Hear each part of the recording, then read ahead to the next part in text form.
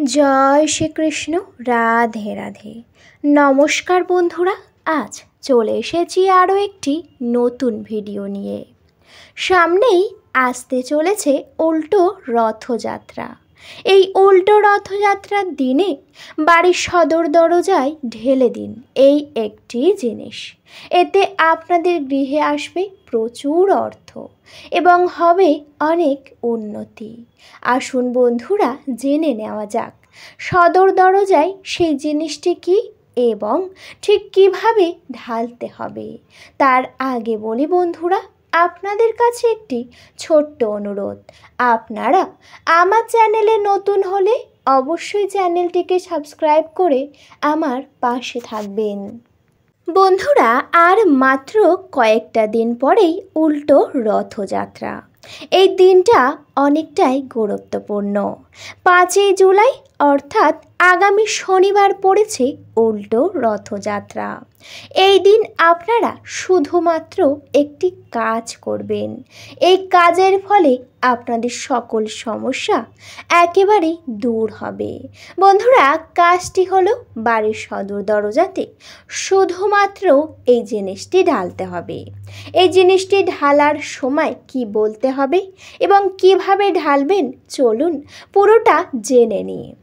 আপনাদের এই কাজটি ঠিক রথযাত্রার আগের দিন অর্থাৎ 4ই জুলাই শুক্রবার সন্ধ্যাবেলাতে করতে হবে।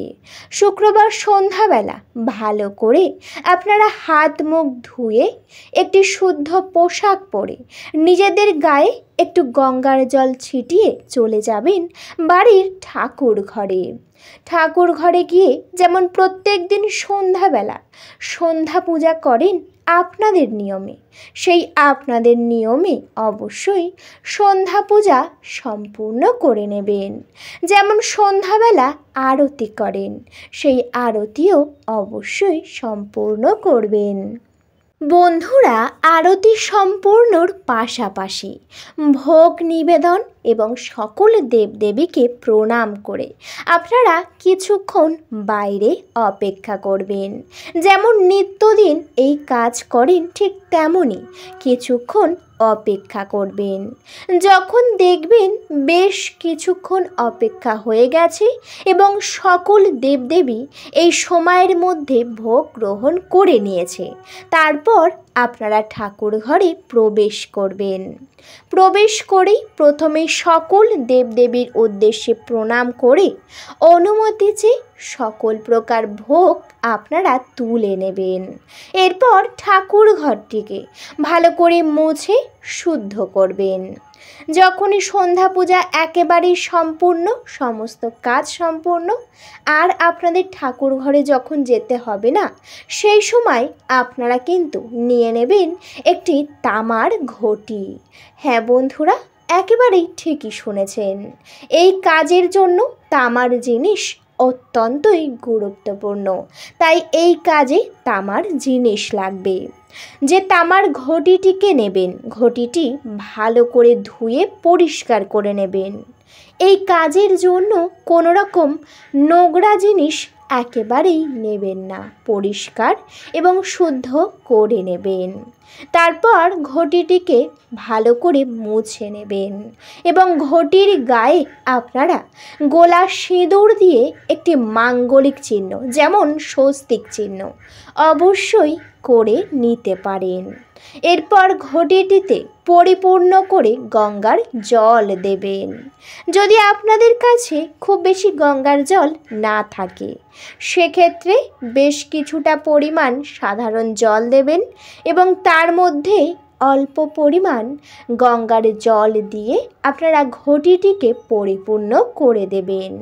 যখন দেখবেন জল দিয়ে ঘটি একেবারেই পরিপূর্ণ, তারপর আপনাদের সেই ঘটির মধ্যে অর্থাৎ যে জল দিয়েছেন, জলের মধ্যে প্রথম যে জিনিস দিতে হবে তা হলো 1 চিমটি পরিমাণ গুঁড়ো হলুদ। হ্যাঁ বন্ধুরা, একেবারেই ঠিকই শুনেছেন, এই কাজের জন্য গুঁড়ো হলুদ লাগবে।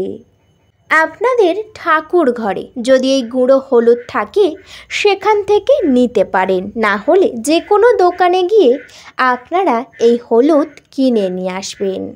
যদি বাড়ির রান্নাঘরে থাকে সেখান থেকে নেবেন না, এই কাজের জন্য শুদ্ধতা অতি অবশ্যই, তাই আপনারা একেবারেই রান্নাঘরের ব্যবহার করা হলুদ নেবেন না।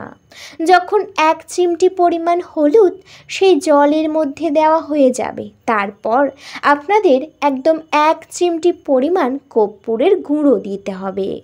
যদি বাড়িতে গোটা কর্পূর থাকে সেটা গুঁড়ো করে নেবেন, একদম 1 চিমটি পরিমাণ কর্পূরের গুঁড়ো দিয়ে দেবেন। এরপর তৃতীয় যে জিনিসটি দেবেন তা হলো 1 চামচ পরিমাণ কালো তিল।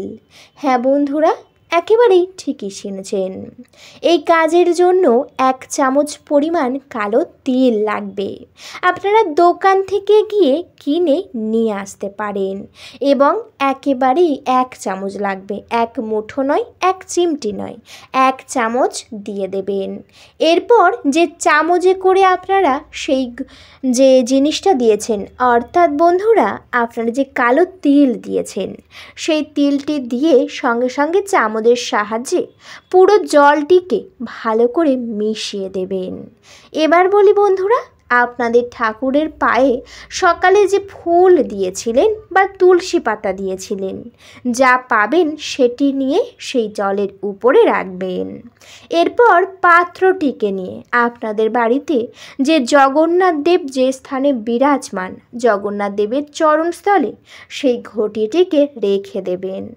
ঘটির মুখটিকে একেবারেই বন্ধ করবেন না, ঘটির মুখটি খুলে রেখে পাত্রটি জগন্নাথ দেবের সামনে রেখে দেবেন। বন্ধুরা, যখনই সেই পাত্রটিকে রাখবেন আপনারা দেখে শুনে রাখবেন যাতে কোনোভাবেই যেন পড়ে না যায় এবং সকালের প্রথম আলো যেন এসে সেই ঘটির মধ্যে পড়ে, তেমনভাবেই আপনাদের ঘটিটিকে রাখতে হবে। এরপর হাত জড়ো করে আপনাদের বাড়ির সকল সমস্যা এবং সকল মনস্কামনা আপনারা জগন্নাথ দেবের কাছে জানাবেন এবং প্রণাম সেরে পুনরায় আপনারা ঠাকুর ঘর মুছে বাইরে চলে আসবেন এবং ঠাকুর ঘরটিকে বন্ধ রেখে দেবেন যাতে সেই ঘটিটি সারা রাতের জন্য জগন্নাথ দেবের চরণে থাকে। এরপর পরের দিন অর্থাৎ উল্টো রথযাত্রার দিন শনিবার আপনারা ব্রহ্ম মুহূর্তে ঘুম থেকে উঠবেন।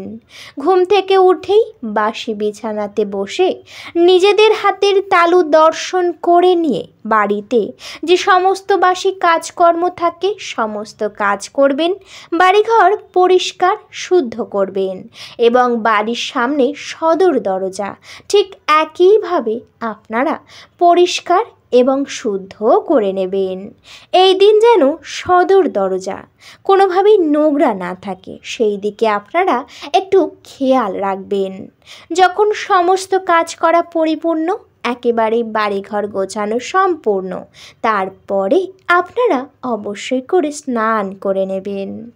যদি পারেন এদিন গঙ্গাতে স্নান করবেন, এদিন গঙ্গা স্নান করা অত্যন্তই ভালো, তাই আপনারা পারলে গঙ্গা স্নান অবশ্যই করবেন। স্নান সেরে একটি শুদ্ধ পোশাক পরে নেবেন, তারপর সোজা যাবেন ঠাকুর ঘরে। ঠাকুর ঘরের দরজাটি খুলে সকল দেবদেবীর উদ্দেশ্যে প্রণাম করে আপনারা জগন্নাথ দেবকে প্রণাম করে অনুমতি চেয়ে সেই পাত্রটিকে হাতে করে তুলে নেবেন। এরপরে পাত্রটি যখন তোলা হয়ে যাবে আপনারা কিন্তু অবশ্যই করে সেই ঘটি বা পাত্রটিকে নিয়ে সোজা চলে আসবেন আপনার বাড়ির সদর দরজা বা মেন গেটের একেবারেই সামনে। এসে একটু আশেপাশে দেখে নেবেন, কেউ যেন না দেখে, কেউ যেন না দাঁড়িয়ে থাকে, কারণ এই কাজ যতটা সকালে পারবেন গোপনে করার চেষ্টা করবেন। বন্ধুরা, যখন দেখে নেবেন যে আশেপাশে কেউ নেই, তারপর সেই 1 ঘটি পরিমাণ জলের উপর থেকে যে আপনারা আশীর্বাদী ফুল বা তুলসী পাতা রেখেছেন সেটা নিজের হাতে তুলে নেবেন। এরপর 1 ঘটি পরিমাণ জল বাড়ির সদর দরজার সামনে আস্তে আস্তে পুরোটা ঢেলে দেবেন। এমনভাবে ঢালবেন যাতে সদর দরজাটা একেবারেই পুরোপুরি যেন ভেসে যায় বা একেবারে জলে পরিপূর্ণ হয়ে যায়। আপনাদের তেমনভাবেই ঢালতে হবে। ঢালার সময় অবশ্যই জয় জগন্নাথ 3 বার বলবেন এবং পুরো ঘটির জলটা ঢেলে দেবেন। পুরো পরিপূর্ণ করে ঢালবেন। এই কাজটি অবশ্যই উল্টো রথযাত্রার দিন যতটা সকালে পারবেন করার চেষ্টা করবেন, তবেই কিন্তু আপনারা এর পূর্ণ ফল পাবেন। যদি এই কাজটা অবিশ্বাস করেন, যদি মনে কোনো আশা না নিয়ে করেন, তাহলে কোনো ফল পাবেন না। এই কাজের জন্য মনে বিশ্বাস এবং ভালোবাসা অত্যন্তই দরকার। যদি বিশ্বাস হয় তবেই করবেন। দেখবেন আস্তে আস্তে বাড়িতে হচ্ছে উন্নতি এবং যে আর্থিক কষ্ট চলছে সমস্ত আর্থিক কষ্ট একেবারেই দূর হয়ে যাবে। বন্ধুরা, সবাই একবার ভালোবাসার সাথে জগন্নাথ দেবের নাম অবশ্যই কমেন্টে লিখবেন জয় জগন্নাথ। ভিডিওটা এই পর্যন্ত। আশা করি আপনাদেরকে ভিডিওতে পুরোটা বোঝাতে পারলাম। ভিডিওটি যদি ভালো লেগে থাকে অবশ্যই ভিডিওতে একটি লাইক করবেন, শেয়ার করবেন এবং সাবস্ক্রাইব করে আমার পাশে থাকবেন। আজকের মতো আমি বিদায় নিলাম। সবাই ভালো থাকবেন, সুস্থ থাকবেন। সবাইকে জানাতে চাই অনেক অনেক হরে কৃষ্ণ, রাধে রাধে, জয় জগন্নাথ।